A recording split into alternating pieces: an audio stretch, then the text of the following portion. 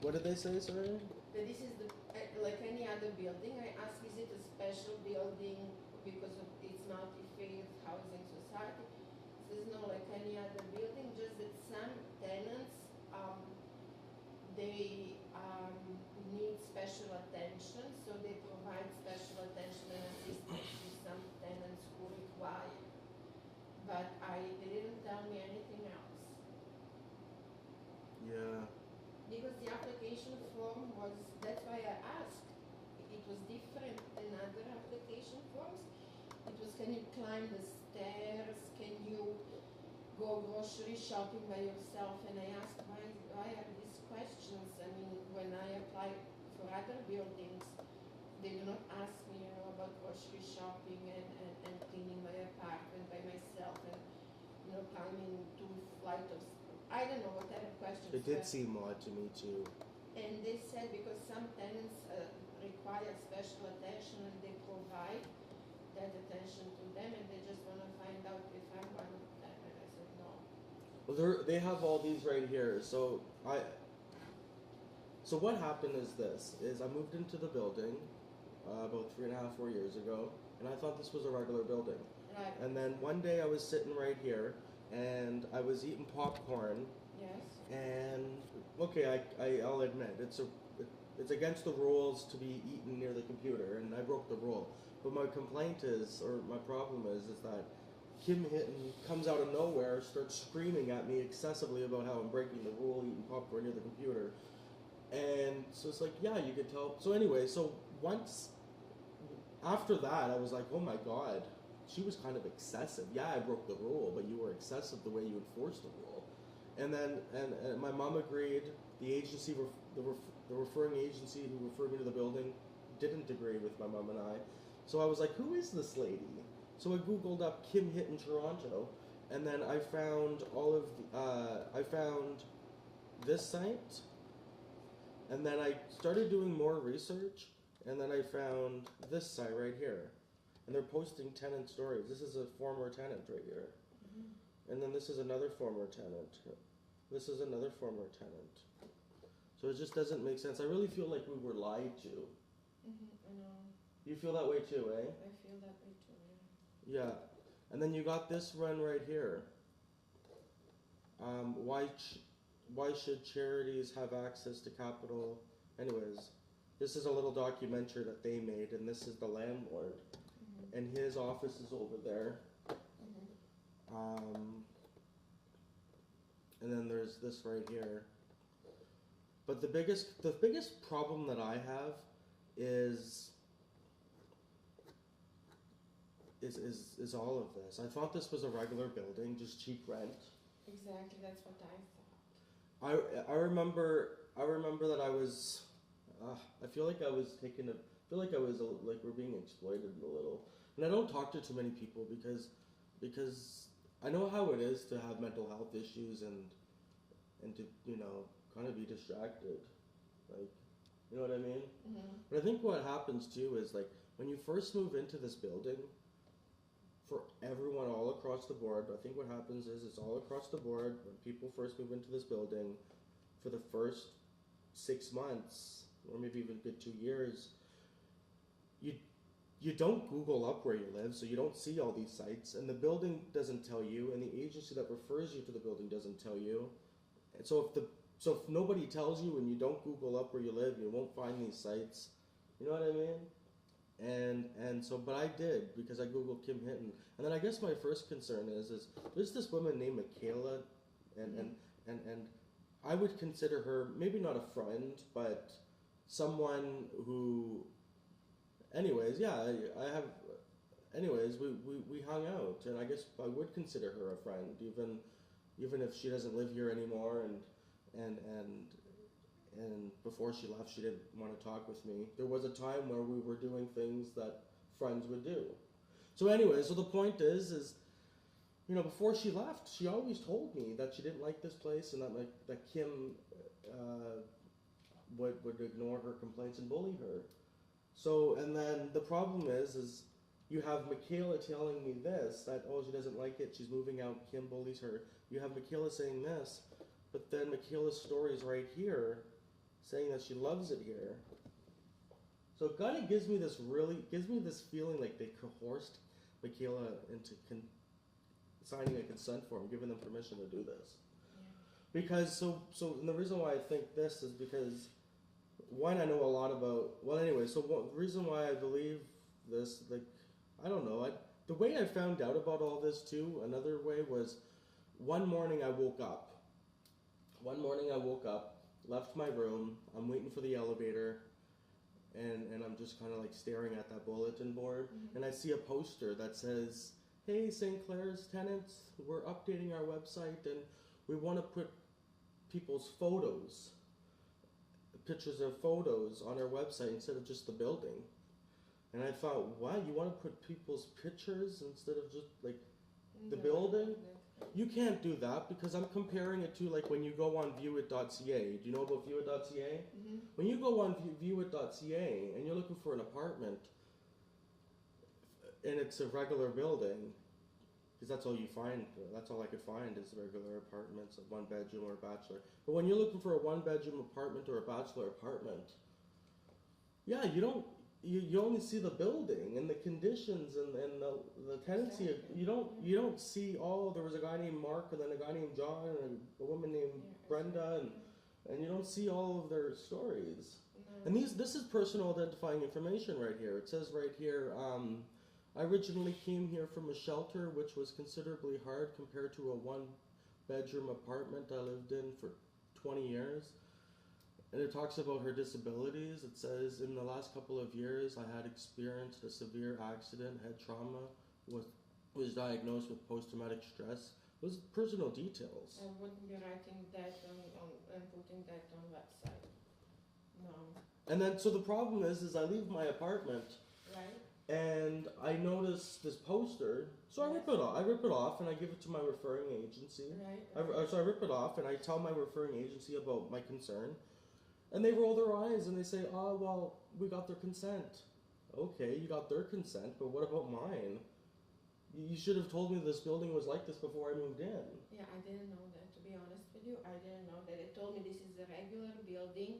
It's just Multifaith Housing Society, has nothing to do with any religion, anything else. And I told you that they're providing special assistance, and that's why.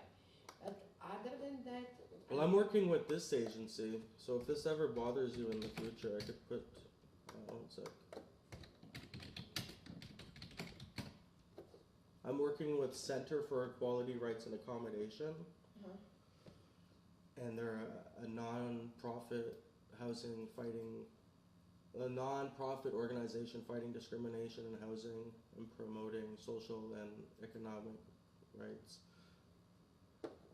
I'm working with this woman named Katie here, and I want the policy changed. Maybe we can't stop them from maybe we can't stop them from doing what they're doing, but I feel like before people move in, right, it should be law. It should be mandatory. That it should. I want them to change their laws, and it should be mandatory when every tenant moves in. Before they even move in, before they even agree, they're told about all this. Yes, I think so too. I wouldn't have moved in if I knew all this. I wouldn't have. It's just they told me it's completely apartment is completely renovated. Everything is new, new kitchen, a new bathroom, new this, new that, and I like that. I thought there is nothing for me to paint and everything. It looked to me way, way, way too small. But they said, you know what? For a while, it's not a big deal. It's a good location. It's close to everything, and wherever I go and I need to go during the day, it's close. And I like the location, and I like the fact that it was renovated. Not painted, like they always paint. But I feel that way too. I feel like if I was told about this one detail, yeah, I would have never moved in. No, I wouldn't. How long have you lived here? I'm moving out April 30th. I moved on the 1st of May, the 1st of May, three years ago. On the 1st of May this year will be 3 years. And they've been doing this since 2008. So it's not like they just started doing this, like, you know what I mean, like a couple months ago. But where is it again? I know this is the reason why I'm actually leaving. When are you leaving? April 30th. Where I don't even have an apartment yet, but I figured I don't want to live here anymore. Just knowing all this. You know what I mean?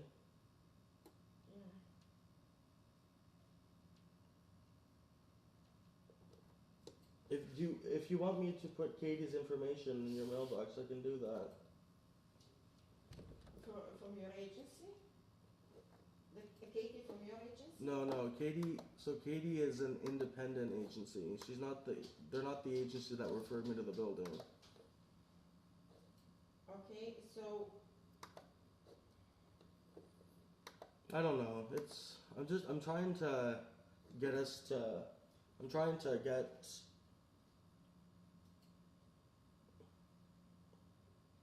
I'm trying to wake us up, so that I'm not the only tenant who's bringing up this concern, right? Because you have numbers and voices. So what I'm trying to do is get not just you but anyone in the building to contact Katie and say, yeah, Jesse's not alone. I'm also concerned about this. You know what I mean? And what's great about I'll show you her face. It's affecting my sleep because I just found out about this.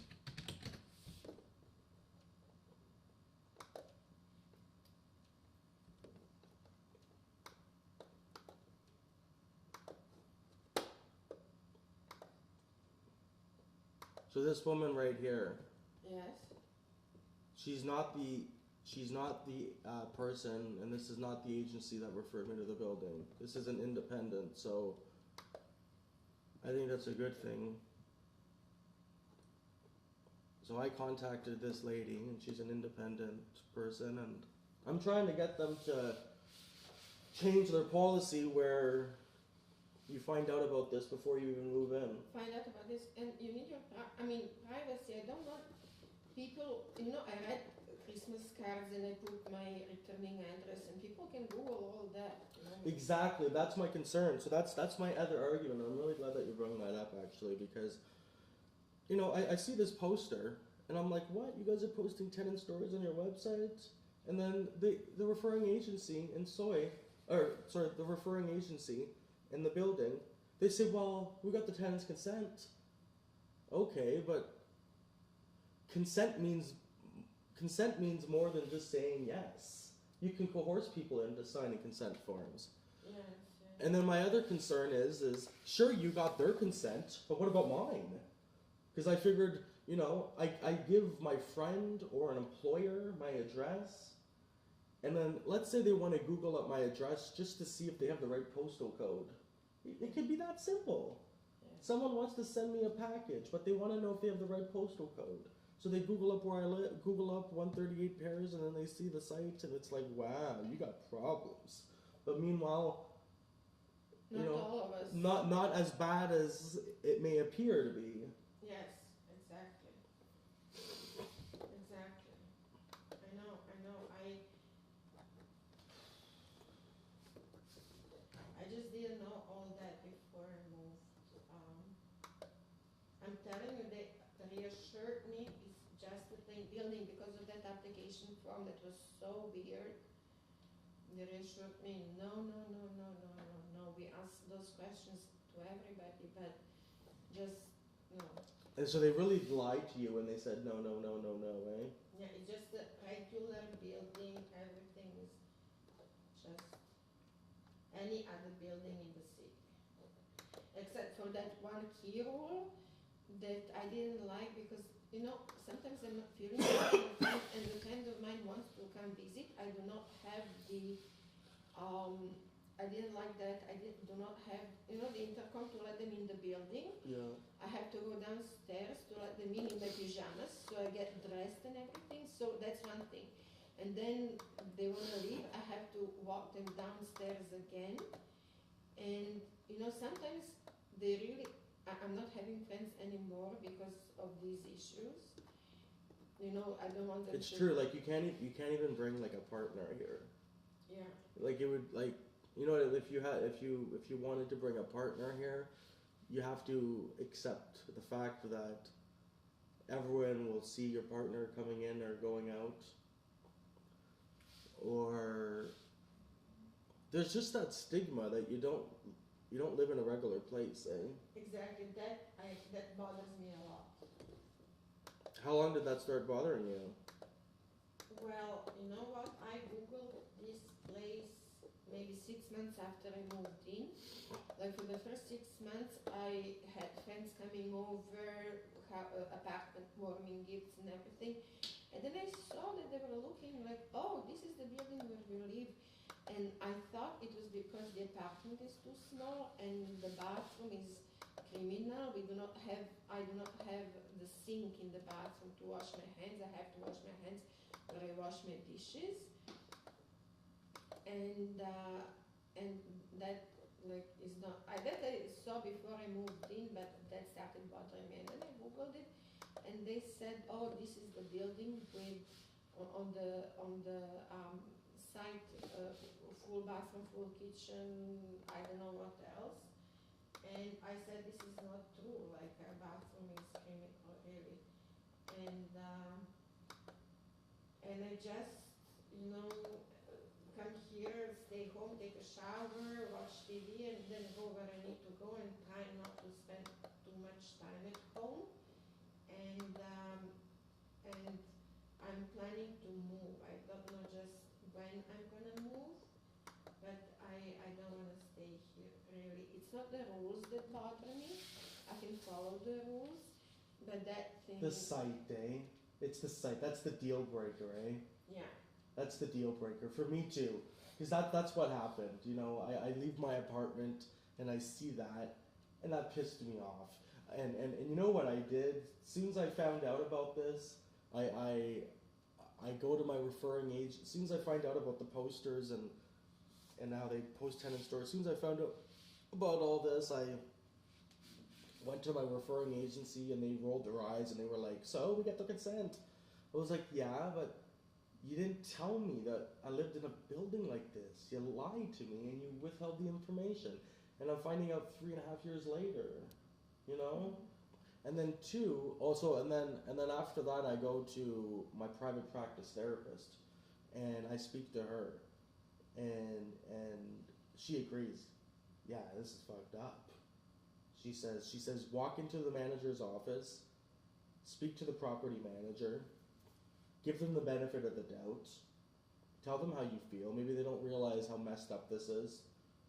And I looked at my therapist, I'm like, no, I think they realize. But anyway, so I was like, okay, I'll take your advice. I'll walk in, give them the benefit of the doubt. Maybe they don't realize how messed up this is. And then the deal is if they won't listen, then you have no choice but to leave. And that's exactly what happened. But they've done more than just not listen. They've actually punished me. And what did they do? Just call the cops, just yell at you, talk down to you. Call the cops? Not the. Well, they've called Kim Hinton has called the cops on me, made a false allegation. About what? She accused me of yelling at her and harassing her, and then things were going to escalate. And then I tell my mom, "Can you come down and help me?" And my mom comes down all the way from Sudbury, and then they decide, we dropped the allegations. We don't even know what you're talking about now. You know what I mean? Hmm. Kim Hinton accuses me of harassing her, and they even put it in writing. On November the 10th, they send me a letter saying I'm harassing Kim. You know what you have to be careful for? Wherever you move, they will call the former landlord or management or super to get the references. So you have to make it nice with Kim in a way before you move to say how... I'm just going to use a different reference. I'm not going to tell my old landlord that I used to live here, because that causes stigma. You know what I mean? It does. Why did you live there? And then they go speak to Kim, and Kim gives me a bad reference as a form of reprisal. You know what I mean? Mm-hmm. Punishing me for making a complaint. Under the Ontario Human Rights Code, it's against the law to punish someone for making a complaint, even if that person has a history of making frivolous complaints. Because that's their problem. They look at you and they think, oh, we don't believe you, so we don't have to investigate. Under the Ontario Human Rights Code, they're supposed to investigate every complaint they receive, even if they think that the complaint's frivolous. It's just part of being fair. You know what I mean? So this is my problem. My problem is I walk into their office and I complain about these sites, and I bring up my concerns. And what they were supposed to do was meet with me, and my mom was here by now, so meet with me, my mom, and my agency, and talk about the sites. Make me feel safer. I asked them to write me a letter promising that they won't write a story about me on the site when I move out, and they say, no, we don't feel like it. Too much, eh? Mm-hmm. So, yeah, so I could see them doing that. I could see them writing a bad review, or not writing a bad review, but Giving you bad reference. yeah, giving me a bad reference, just because they didn't like my approach to, you know what I mean? Yes. Just because they're upset because I complained. I know, and I'm trying because you have to write down on the application the address where you live, and I don't know how I can avoid that. I cannot find anybody to, let's say she lived here instead of there, so I'll write down this place, and I will have to have the reference from Kim or from Andrea. And I'm just trying not to talk to them, in a sense, not to argue about anything. I accept it the way they are, and because when I move, they will. Okay. When I move, they will have to say a couple of things about me. I'm just expecting from them to say that I paid my rent on time. And I don't know what else the questions are going to be. When I applied for one place and then I changed my mind, they said, oh, we're just going to call your current landlord to ask if you were a troublemaker. Wow. And they told me that. And What do you think about all these recommendations? So I wrote all these recommendations. mm-hmm. And I've given them, so I wrote all these recommendations, emailed them to the building, my referring agency, and I CC'd Katie, Sarah, anyways. So I wrote all these recommendations, and I'm going to be asking them to take these seriously, and I want your opinion. So number one, I would like it to be mandatory that 138 pairs give a package to each tenant prior to signing the tenancy agreement, fully informing them that if they agree to move into the building, that one condition is that even if they refuse to give their consent, that they need to be okay with living in a building that has a landlord, that has an internet website, and post tenant stories on their website. Don't keep this condition a secret. It affects our life, even if our story's not on there, it still affects our life because of the Google search. And then number two, I would like it to be mandatory that 138 pairs provide each tenant a copy of package. Okay, I would like it to be mandatory that 138 pairs provide each tenant a copy of a package that explains to tenants their right to refuse to give their consent and their right not to be forced to give their consent. Number three, I would like it to be mandatory that 138 pairs provide each new tenant a copy of a CIRA poster. And so give each tenant a little poster saying, basically giving each tenant a poster saying, if your referring agency doesn't help you and they ignore you, there's a backup plan. You contact this other agency. Does that make sense? Yeah, sounds. And then number four, I would like it to be mandatory that 138 pairs change its attitude and position, that they are entitled to substitute their judgment for that of the tenants as to what they need and where and how they should live. I feel like that's what they're doing. I feel like when we were referred to the building, they were basically saying, you have mental health issues, so we don't have mental health issues. This is what I feel like they were saying. To me, anyways. And I feel like this is what they were saying to me, and then maybe even you, because they did the same thing to you. I feel like what they were saying is, you have mental health issues, So we're entitled to substitute our judgment for you as to what you need and where and how you should live. Does that make sense? I feel like that's what they were saying. They were saying you have mental health issues, so you don't know what's best for you. So we're going to make the decision for you. We're entitled to substitute your judgment. You know what I mean? That's what I feel. So in the number 5, I would like if it would be mandatory that 138 Paris Avenue staff knock on the door and ask people if they are needing help instead of just waiting until people ask for help. That would prevent suicides. 138 Paris told me that a tenant killed herself last year on the 6th floor. You know what, that happens everywhere. In January, a woman jumped from that building across. Yeah. It was in the morning. I didn't see that, but there were a lot of people outside. What year was that? Just this January, last I heard month. about that too. Somebody thinks that was actually a murder. Oh. And they're calling it a suicide. Don't know if it's true, obviously. I wasn't there. I don't know all the facts. But that's that just... happens everywhere. This building, that building, any building, people, Yeah. harm themselves. It's just that my concern is that this is not a regular building as I was told. Yeah, me neither. That's my complaint. That's my complaint. Is that they should be honest with all tenants. And you're right, this is not a regular building. So that's why I think number 5, them knocking on it. If this was just a regular building, then that would not be appropriate for them to be knocking on doors. That's what I'm saying. They got to start knocking on. Kim's got to start knocking on doors and seeing if people are okay. A regular building, not appropriate. But this is not a regular building. And if they were honest with us before we even moved in, then that would be better too, because it would prevent. So, anyways, then there's 2 more other things, 6 and then 7. I would like if it would be mandatory that 138 Paris staff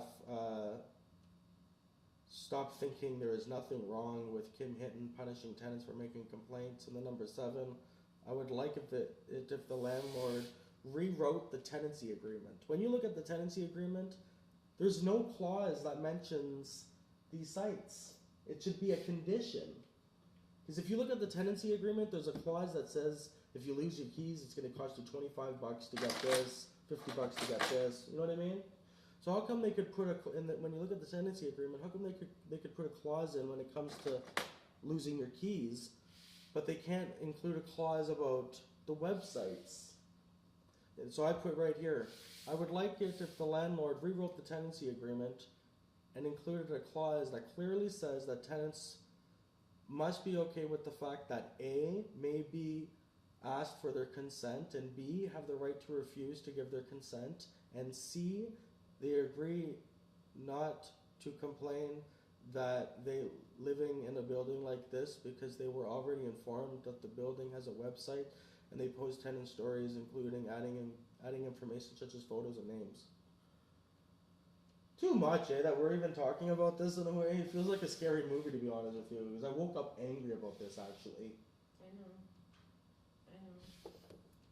So what I did is all of their stories that I could find for just... I'm not even reading that. It makes me upset. I don't want to read that.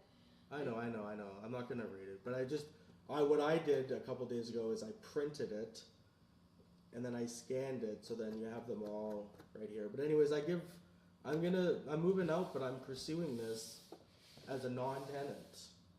Are you going to move to a just plain regular? Yeah, regular building, yeah.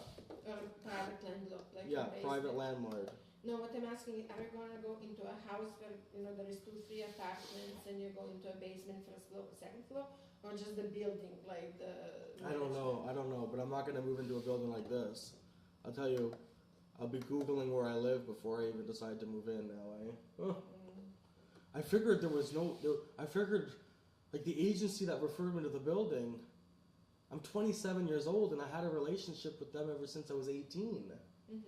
So I figured, you know what I mean? I know this agency. I've had a relationship with you guys since I was 18 and I'm 27. I've known you guys.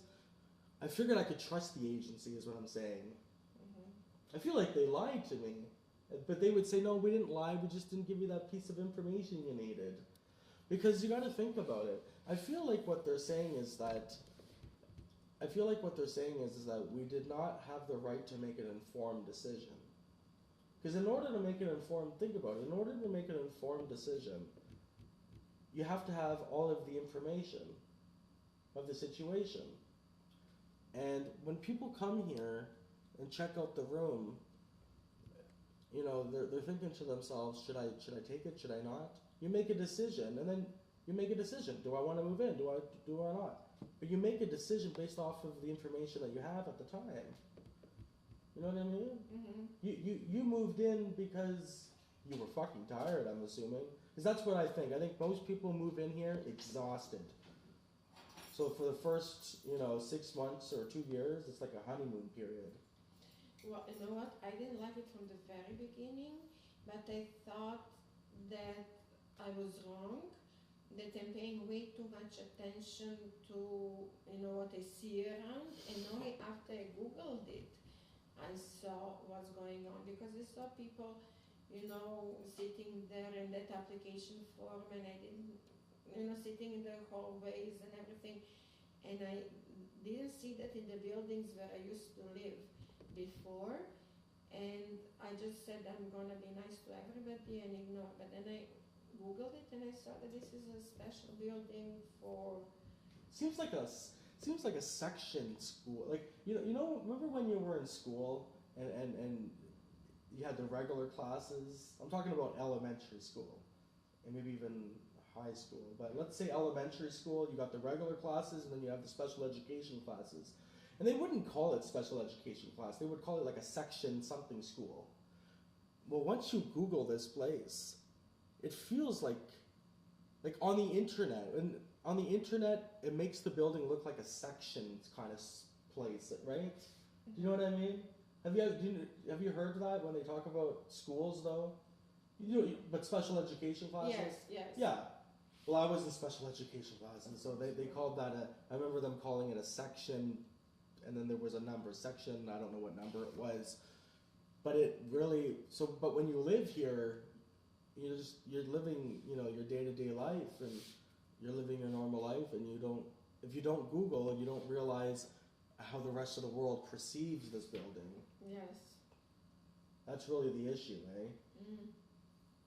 Anyways, thanks for listening at least. No problem. Because not too many people, like, I think the building's exploiting the mentally ill and the people who, like, even if you're not mentally ill, you don't have a lot of resources. We're poor. So they're taking advantage of that too, eh? Because if you were poor, if you were maybe not rich, but if you had a little bit more money, I have a feeling, like, at least me, I don't know about you, I can speak for myself, that if I had a little bit more money, I would have never considered this place. The only reason why I considered this place because I was homeless before moving in, and it was getting really tiring, and 2, the cheap rent. But if the rent wasn't cheap here, like subsidized, if it wasn't subsidized, because right now I'm paying less than $200, but if I was paying like $1,000 or $900 or even $800, I would have never moved in. That was like the thing that got me to move in. I see what you mean. You know what I mean? And I'm shocked because I've lived in other buildings where the rent's subsidized and they don't have tenant stories and they don't ask that. So it almost seems like they want to brag about how they helped us. You know what I mean? They want to brag about it. And it's like, it's hurting my soul. It's hurting my spirit. So I'm moving out in April, but I'm going through the court system and I'm going to try to get this changed. Good for you. Because it's like, why should I just move out and then not complain? These people are idiots. They think that I'm going to move out in April and then that's going to be the end of it. No, there's a court process now. You know what I mean? Or the Human Rights Tribunal process. Because I feel like our rights were being violated. Because it's like, okay, maybe this is a right. Maybe our rights were violated because they never told us this before moving in. Does that make sense? Mm-hmm. Mm-hmm.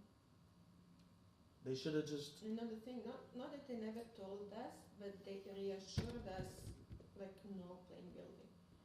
I'm telling you, I asked, and that's what they told me. Yeah. And you actually asked them, is this a regular building? And they're like, yeah, it is. And it's like, ugh. Okay, And you questioned if it was a regular building because of the front too, right? Yeah, that gave you that, like, you trust your gut feeling too. yeah. Yeah. Anyways, Take care. you too.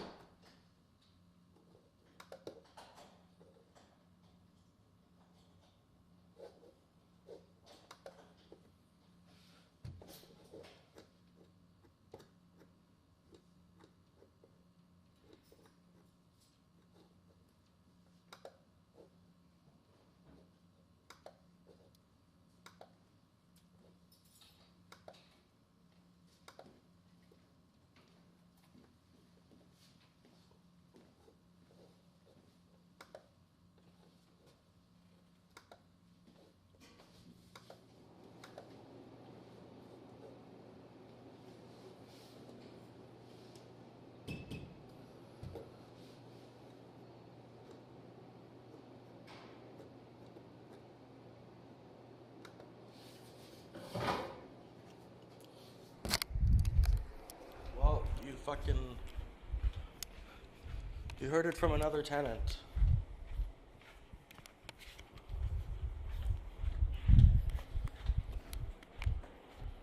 Today's February the 21st.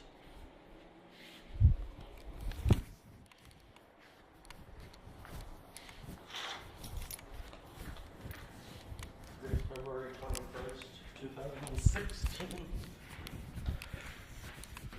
Today's February 21st, 2016.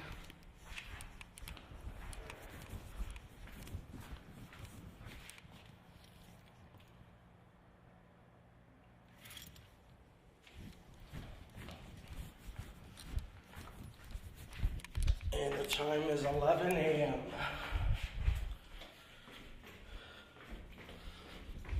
I just finished speaking with another tenant about 138 Paris Avenue, St. Clare's Multifaith Housing Society.